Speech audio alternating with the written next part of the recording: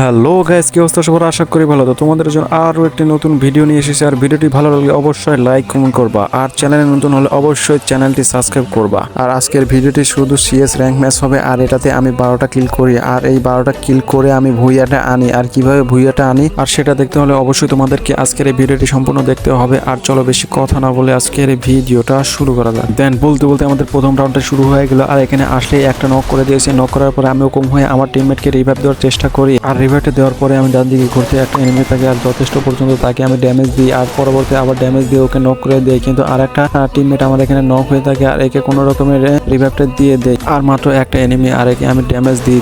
Damage দেওয়ার পরে ও safely যায়। আর আমি এখানে এসে একটা মেডকিট করে নেই। আর মেডকিট করা হলেই সোজা ওকে রাজ দিয়ে এনিমিটাকে আমি কোনো রকমের নক করে দিই। আর নক করে দেওয়া মাত্রই আমাদের এই প্রথম রাউন্ডে 3টা কিল পেয়ে যায়। আর প্রথম রাউন্ডে 3টা কিল শেষে এখানে আমি আর একটা হেডশট দিয়ে দিই। আর এটা হচ্ছে আমাদের দ্বিতীয় রাউন্ড। আর এখানে দ্বিতীয় রাউন্ড শেষ করতে আমাদের আর সামনে আরো এনিমি থাকে, আর তিনটা প্লেয়ার আছে আমরা। তো আমরা তিনটা থাকতে আমি সামনের দিকে আসি, আর একে কোনো রকমের ড্যামেজ দিতে আমাকে ড্যামেজ দিয়ে দেয়। আর আমি ওয়াল মেরে কোনো রকমে এই বক্সার পেছনে এসে লুকিয়ে মেডকিট করি। আর এই মুহূর্তে আমাকে হেডশট দিয়ে ওকে মেরে দেয়। তারপরে আমরা দ্বিতীয় রাউন্ড হারার পরে এখানে আমি দুইটা এনিমিকে আমি দুইটাকে নক করে দিই হেডশট দিয়ে। তো নক করার পরে এখানে আরো এনিমি আছে একসাথে। আর এখানে কোনো রকমে এখানে আমি ও কোনটা হয়ে একটু ঘুরে ঘুরে এসে মারার চেষ্টা করতেছি। আর ও উপরে আছে, ও কোনো রকমে ড্যামেজ দিলে আমার হেড লাগে যাবে। আর পরবর্তীতে ওকে আমি হেডশট দিয়ে ওকে নক করে দিই। আর পিছন থেকে আমার টিমমেট আমাকে এই স্পিডটা বাড়িয়ে দেয়। তো আমি এখানে আমার ওকম হলাম, আর ওকম হয়ে আমার এখানে এইস হবে। তো এখানে আমার টিমমেটকে না মারা বলে এখানে এসে আমি একটাকে মেরে আমি এখানে এইস করে ফেলি। তারপরে আমি পরের রাউন্ডে আসি, আর পরের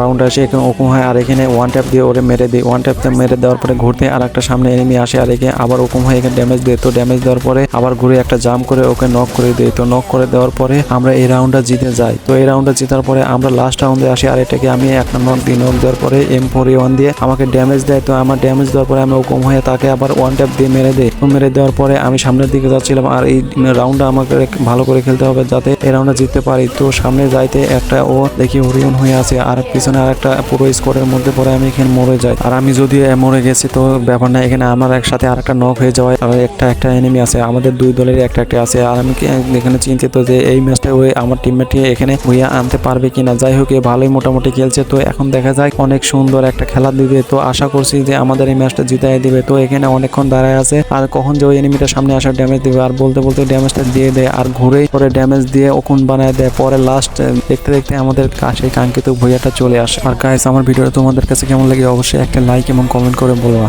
ধন্যবাদ।